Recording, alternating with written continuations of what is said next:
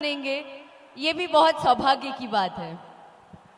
एक बार बोलेंगे दोनों हाथ उठा के, जय श्री राम, जय जय श्री राम, जय जय श्री राम।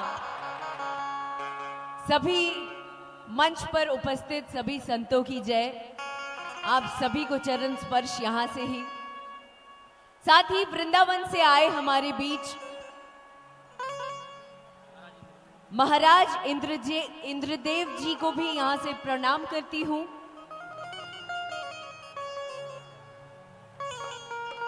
तो आज राम जी के भजन से शुरुआत करना चाहती हूं। तब तक पूज्य आचार्य जी रास्ते में ही हैं, वो आ रहे हैं।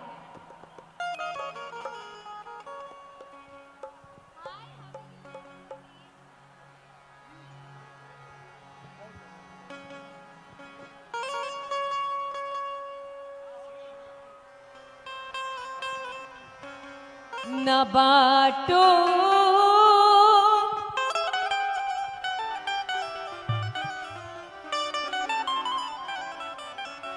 न बाटो राम को मेरे, प्रभु श्री राम सबके हैं। न बाटो राम को मेरे, प्रभु श्री राम सबके हैं। हाथ में मुक्ति नयन गंगा जल,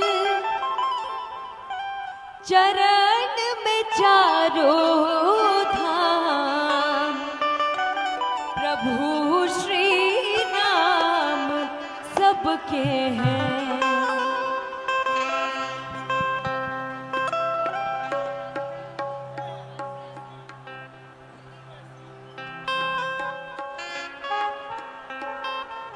कि बोलो राम राम राम, जय श्री राम राम राम, बोलो राम राम राम, जय श्री राम, बोलो राम राम राम, जय श्री राम राम। ऐसे नहीं चलेगा। जय श्री राम, बोलो राम राम राम, जय श्री राम राम राम, बोलो राम राम राम, जय श्री राम राम, बोलो राम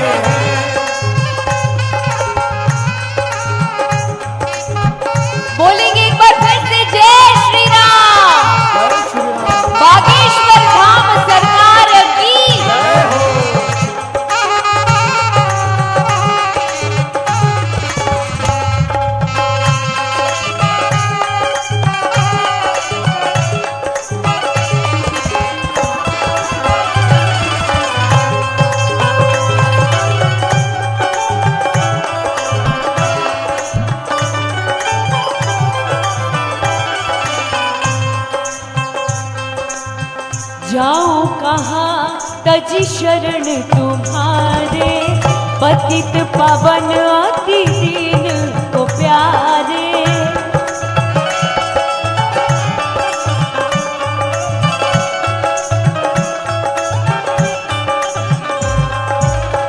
जाऊं कहाँ तज शरण तुम्हारे, कि कि बोलो राम राम राम जय श्री राम राम राम, बोलो राम राम राम जय श्री राम, बोलो राम राम राम जय श्री राम राम।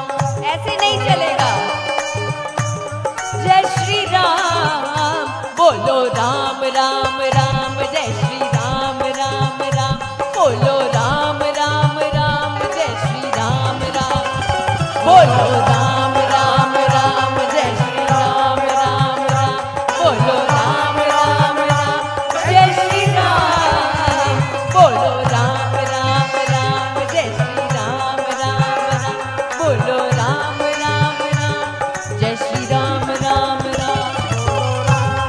न बाटो राम को मेरे प्रभु श्री राम सबके हैं, न बाटो राम को मेरे प्रभु श्री राम सबके हैं।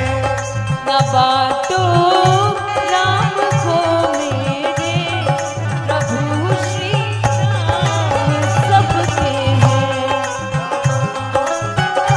राम को मेरे प्रभु श्री राम सबके हैं।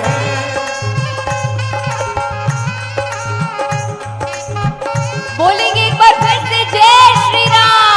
जय श्री राम। बागेश्वर धाम सरकार की। जय हो।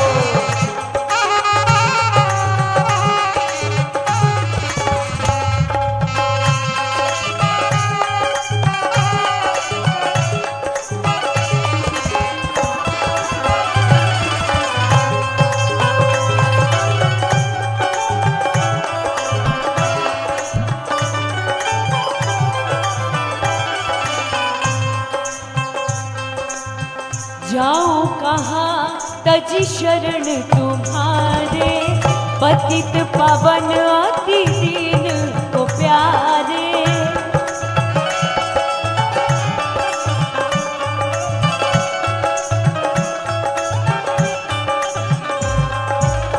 जाऊं कहाँ तज शरण तुम्हारे। का कार्य करते हैं। भगवान की बड़ी कृपा है, आप सब पर हमारे रामलला आए हैं। बहुत जल्दी अब कृष्ण लला के आने की भी तैयारी है। और एक छोटी सी प्रार्थना, चूंकि हमारे मनोज भैया जिनको हम सब पहले से आपने कथा कराया, आपने कथा कराई, पूज्य महाराज जी को बुलाया, हम सब जान गए कि भैया के हृदय में राम बसते हैं। लेकिन एक छोटा सा काम अभी और है, और वो काम ये है कि हमारा अभी देश की आज़ादी हुए लगभग 70-75 वर्ष बीत गए, हाँ या ना। हमारे देश में राष्ट्रीय पक्षी मोर को सम्मान मिल गया, हाँ या ना। हमारे देश में शहीदों को सम्मान मिलता है, हाँ या ना। मिलना भी चाहिए, शहीदों को भी सम्मान मिलना चाहिए, मोर को भी सम्मान मिलना चाहिए। लेकिन अभी आज़ाद हिंदुस्तान में एक सम्मान छूट रहा है, आप कहो तो मैं याद दिला दूं। हमारा एक सम्मान छूट रहा है, गाय को भारत की माता, राष्ट्र माता बननी चाहिए। और गाय का ही चित्र आने वाले 500 और 100 के 200 के नोट में गौ माता का चित्र होना चाहिए, हाँ या ना। क्यों? आजाद हिंदुस्तान में सबका सम्मान हुआ और होना भी चाहिए। जिनका सम्मान नहीं हुआ, हमारे रामलला 500 वर्ष से वनवास में थे।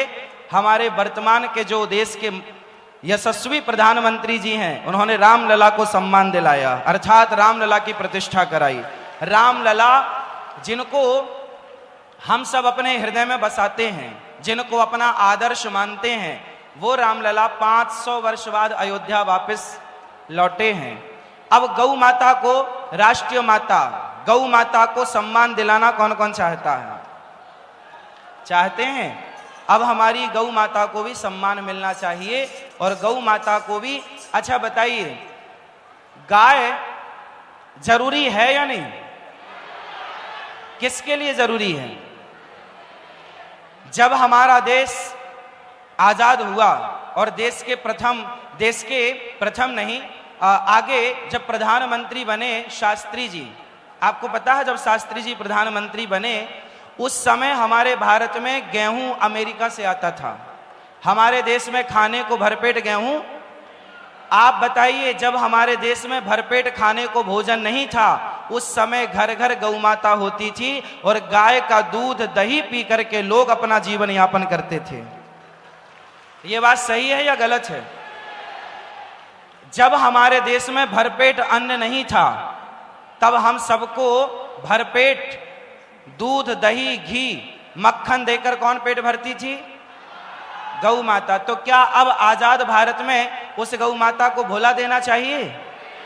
इसलिए आप सबकी जिम्मेदारी है कि यदि आप घर में कुत्ता रखते हैं तो गौ माता को रख सकते हैं और गौ माता को रखने का प्रावधान होना चाहिए और हम सब गौ माता की सेवा करें। आप भी गौ माता की सेवा करो। और हमारे वर्तमान में जो पूज्य महाराज जी हैं, जो हिंदू राष्ट्र की कल्पना लेकर के चल रहे हैं, हिंदू राष्ट्र तब संभव है जब घर घर गौ माता का सम्मान हो, घर घर गौ माता की पूजा हो।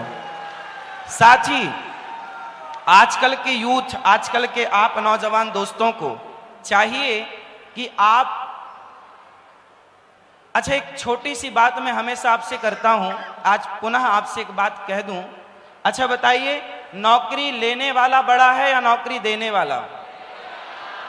कौन सा? सेल्फ डिपेंड बनना है, आत्मनिर्भर भारत बनाना है तो नौकरी लेने से आत्मनिर्भर बनेगा या नौकरियां देने से? इसलिए आप जितने यूथ यहाँ हैं, हमारे नौजवान दोस्त, हमारी बहनें, हमारे भाई यहाँ हैं, आपको संकल्प लेना चाहिए इस कथा से कि हमें इतना योग्य बनाना है अपने आप को, इतना टैलेंटेड बनाना है अपने आप को, इतना काबिल बनाना है अपने आप को कि हमें नौकरी लेने के लिए हाथ ना पसारना पड़े, बल्कि हम नौकरियां देने वाले बने। हम नौकरियां क्यों करें? और जब नौकरियां करेंगे तो हम हमेशा छोटे रहेंगे। नौकरी करने वाला नौकर होता है और नौकरी देने वाला मालिक होता है। इसलिए भागवत हमें क्या सिखाती है? अच्छा चलो, आपने कथा सुनी, सुंदर कांड में एक चौपाई है, आप अर्थ बता। अच्छा आपका समय ज्यादा तो नहीं ले रहा हूं, क्षमा कीजिएगा, मैं लेट जरूर हो गया हूं, लेकिन यहां आने का पूरा मूल्य चुका करके जाऊंगा। आपका समय यदि गया है, यदि आपने 2 घंटे अपने एक्स्ट्रा दिए हैं तो मैं उस 2 घंटे की कीमत आपको दे करके जाऊंगा। एक बात समझिएगा, महाराज जी हम समय ज्यादा तो नहीं ले रहे हैं आपका, हमें पता है कि आप बहुत थके हुए हैं, फिर भी आप खुश रहते हैं। आप यूं ही खुश रहें, आपको नजर ना लगे किसी की बस।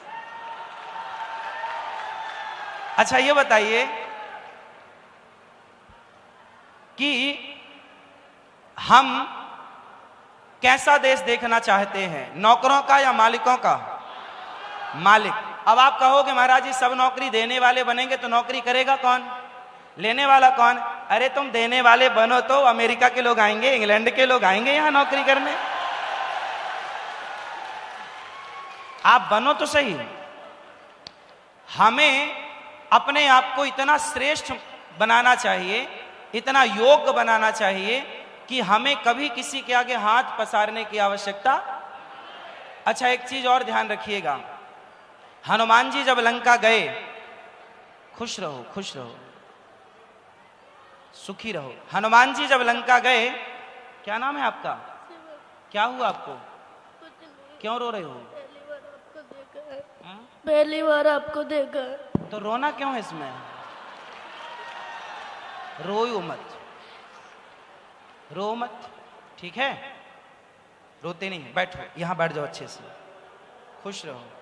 अच्छा ये बताओ, हनुमान जी लंका गए तो एक चौपाई आपने सुनी होगी, उसका अर्थ मुझे पता नहीं है, आपसे पूछूंगा, आप उत्तर दीजिएगा। राम काज कीन्हे बिनु मोहि कहा विश्राम, इसका अर्थ क्या हुआ? हनुमान जी जब लंका गए तो एक पर्वत आए, पर्वत राज ने कहा कि थोड़ा थक गए होंगे, मुझ विश्राम कर लो। हनुमान जी ने कहा ना, राम का काज करने निकला हूं, जब तक राम जी का काज नहीं कर लेता तब तक मुझे विश्राम। इसका अर्थ क्या हुआ? आपके जीवन में क्या कहती है ये चौपाई? ऐ नौजवानों, बोलो ऐ नौजवानों, उठो और चलो, तब तक चलो जब तक अपना लक्ष्य प्राप्त ना कर लो। ये अर्थ है इस चौपाई का। हनुमान जी कहते हैं जब तक मैं सीता मैया का पता नहीं लगा लेता तब तक मुझे विश्राम। जीवन में लक्ष्य वही पाता है जो बिना थके बिना रुके तब तक विश्राम ना करे जब तक अपने लक्ष्य को प्राप्त ना कर ले। और ये कहां से सीखना है? श्री हनुमान जी से सीखना है। कौन सिखाएगा? हमारे शास्त्र कितने साइंटिफिक हैं।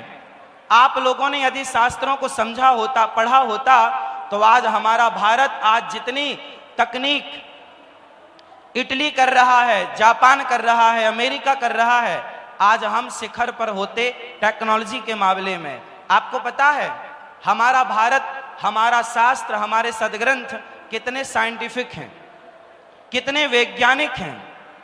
चलो बताओ, आप लोग गीता पढ़ते हो?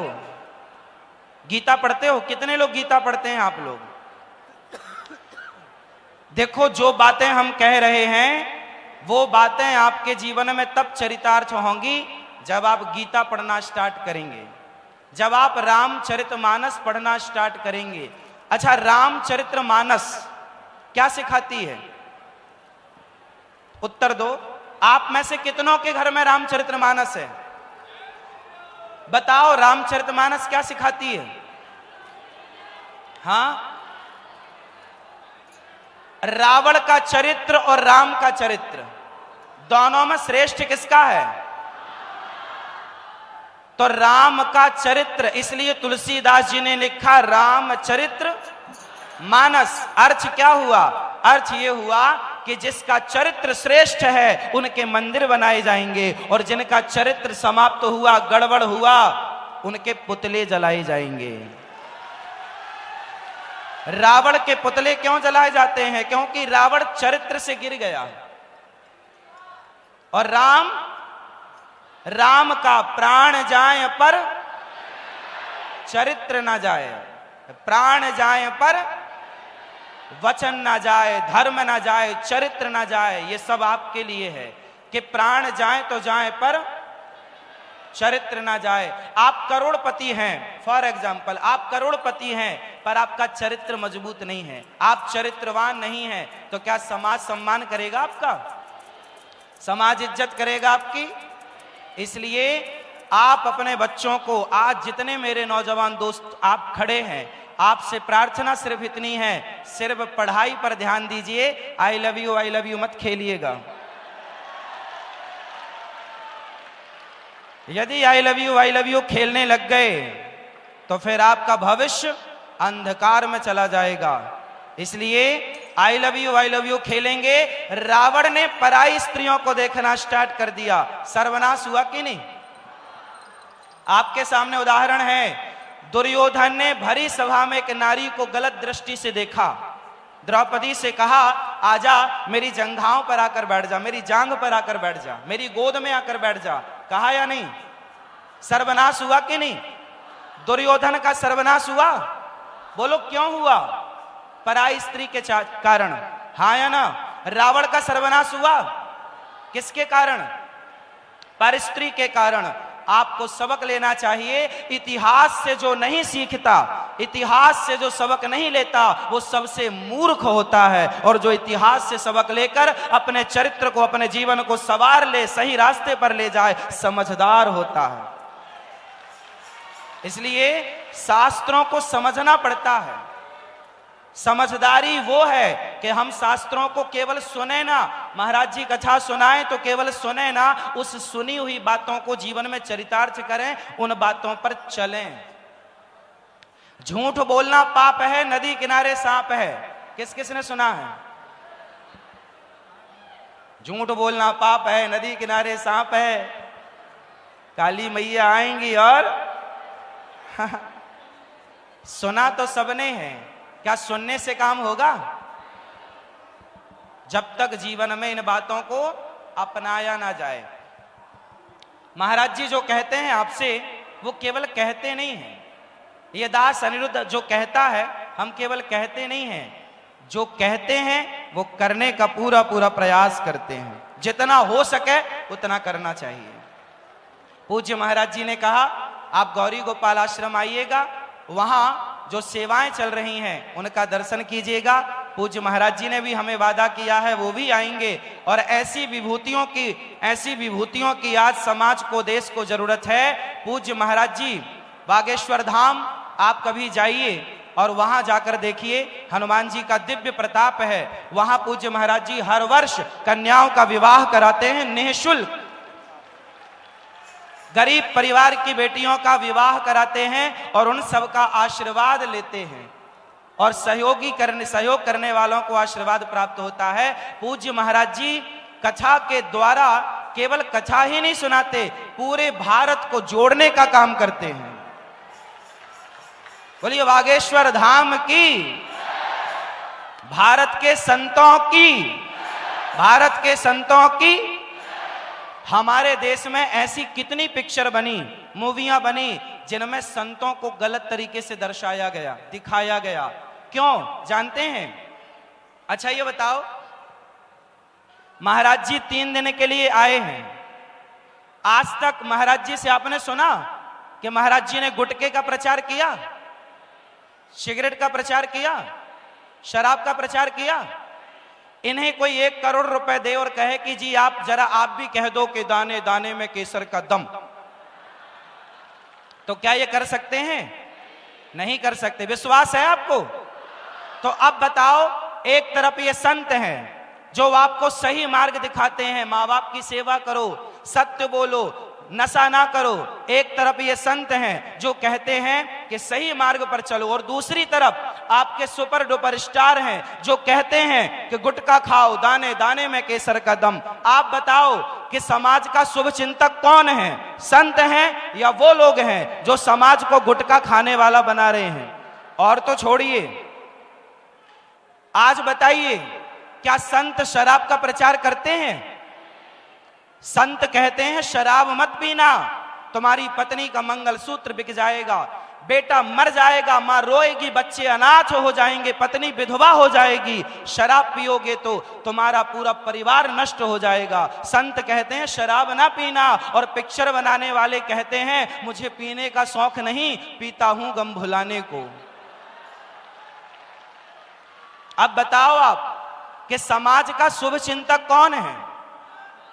इसलिए समाज में संत यदि शुभ चिंतक हैं, आज भी हम जैसे लोग, महाराज जी जैसे लोग समाज में खुलेआम बोलते हैं कि आप ऐसे लोगों को त्याग दो जो गुटखे का प्रचार करें, शराब का प्रचार करें। ऐसे लोगों को त्याग दो, और आप अपने बच्चों का भविष्य चाहते हैं तो ऐसी मूवियां देखना छोड़ दो, ऐसे सत्संग करना स्टार्ट करो जहां आपके अंदर इंसानियत पैदा की जाती है, आपके अंदर के हैवान को मारा जाता है।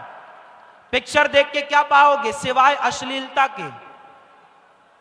शराब पीना, ऐसी कोई पिक्चर नहीं है शायद जिस पिक्चर में शराब का सीन ना दिखाया जाता हो पीने का। पर 3 घंटे की कथा में कोई शराब यहां कोई पीता है इस परिसर में? तो बताओ, जिन संतों ने समाज का भला चाहा, उन्हीं संतों को इस तरह बदनाम किया गया कि उन संतों को कह दिया गया अरे संत तो पाखंडी होते हैं, ढोंगी होते हैं। ये ढोंगी, पाखंडी जैसे शब्द संतों के लिए प्रयोग हुए हैं या नहीं? हाँ या ना? तो ये समाज का कैसा न्याय है संतों के लिए? जो गलत बेच रहे हैं, जो गलत का प्रचार कर रहे हैं, उन्हें सुपर डुपर स्टार बनाया गया, और जो संत जी जान लगा रहे हैं आपकी सेवा में, उन्हें पाखंडी कहा जाता है।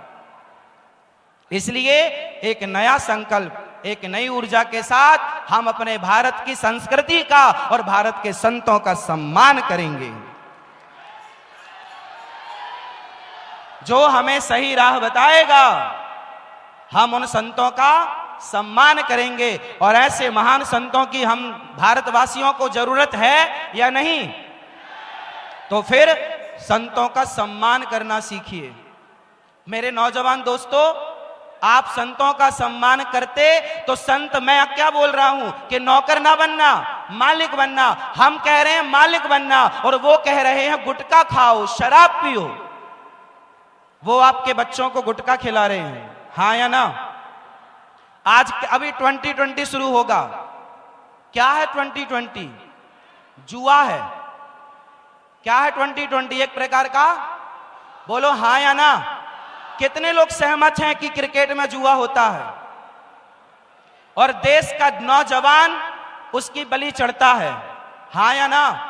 जिस नौजवान को अपना भविष्य सुधारना चाहिए, जिस नौजवान को अपने माँ बाप, परिवार, देश के लिए कुछ करना चाहिए, वो 5 घंटे बिगाड़ता है क्रिकेट देखकर। कौन सी समझदारी है समय बिगाड़ना? समय का सदुपयोग करना सीखो मेरे नौजवान भाइयों। जो समय का सदुपयोग करता है, जो समय को एक बार ठुकराएगा तो समय उसे बार बार ठुकराएगा।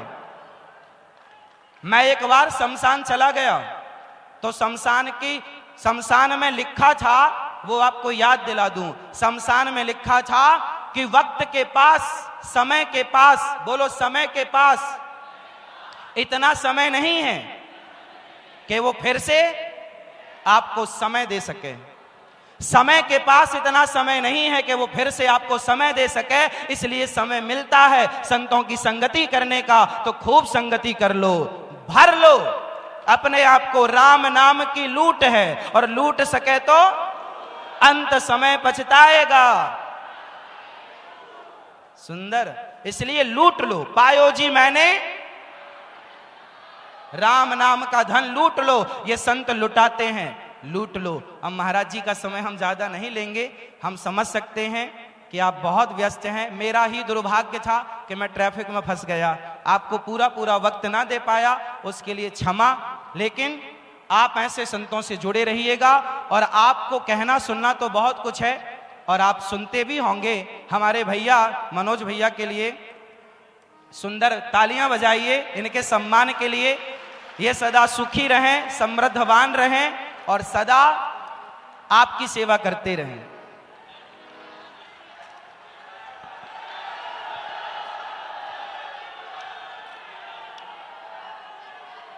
इसी तरह ये समाज की सेवा करते रहें। हमारे महाराज जी इसी तरह इनको कथा सुनाते रहें और इसी तरह आप सभी लोग कथा सुनते रहें।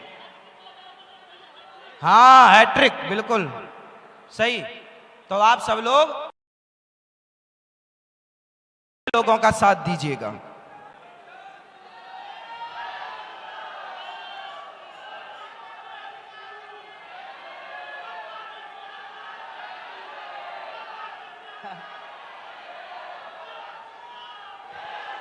जय श्री राम, जय श्री राम, जय श्री राम। बागेश्वर धाम की, बालाजी सरकार की, गौरी गोपाल भगवान की, वृंदावन धाम की, आप सभी भक्तों की जय जय श्री राधे। आप सब बहुत अच्छे हैं। आपने सुना और आपने समझा। कहने सुनने को बहुत कुछ है, पर क्या कहें है? हाँ हाँ, भगवान को ना। अच्छा, एक बात, आखिरी बात, अब आरती करें कुछ और, एक आखिरी बात कह दें। हाँ, भगवान को क्या चाहिए? क्या चाहिए? हाँ, हो मीरा दीवानी हो गई रे मीरा, मीरा दीवानी हो गई रे मीरा, मस्तानी हो गई, मीरा दीवानी हो गई, मीरा मस्तानी हो गई। शाम रंग में रंगी चुनरिया हो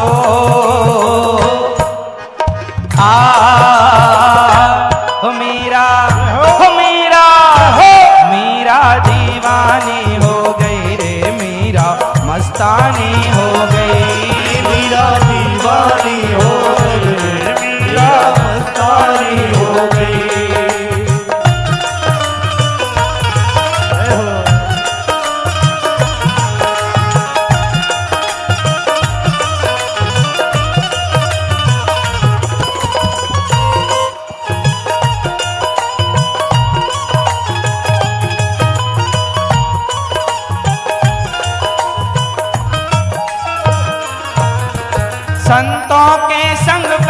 बैठ के श्याम का रंग चढ़ाया, संतों के संग बैठ बैठ के श्याम का रंग चढ़ाया।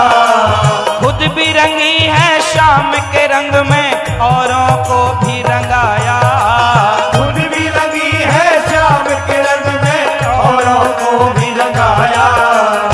मीराबाई खुद भी रंगी है भगवान के रंग में, औरों को भी रंगा रही है। वैसे जैसे हमारे मनोज भैया खुद भी रंगे हैं और आपको भी रंगाना चाहते हैं।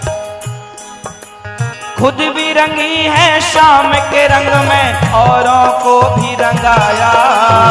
खुद भी रंगी है श्याम के रंग में, औरों को भी रंगाया।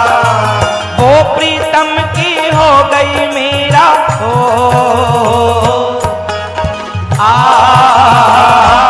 मीरा मीरा दीवानी हो गई, मीरा मस्तानी हो गई। मीरा दीवानी हो गई, मीरा मस्तानी हो गई, मीरा दीवानी हो गई, मीरा मस्तानी हो गई। मीरा भगवान की पूजा करती थी या प्रेम करती थी? क्या करती थी? भगवान की पूजा और भगवान से प्रेम। अच्छा, पूजा बड़ी है कि प्रेम बड़ा है? प्रेम। अच्छा बताओ, जलेबी मीठी होती है कि नहीं? हाँ या ना? जलेबी मीठी होती है? हाँ या ना?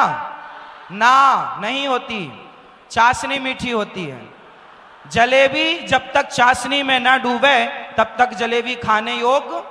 उसी तरह पूजा है। हमारे कन्हैया भैया सुंदर, आइए आइए, वाह सुंदर, एक बार सुंदर तालियां भैया के लिए। अच्छा ये बताओ, जलेबी मीठी नहीं होती, यदि चाशनी में डूबती है तो जलेबी मीठी हो जाती है। उसी तरह पूजा है जलेबी और भगवान का प्रेम है चाशनी। जब तक पूजा प्रेम की चाशनी में न डूबे तब तक वह ग्रहण करने योग्य। इसलिए आपकी पूजा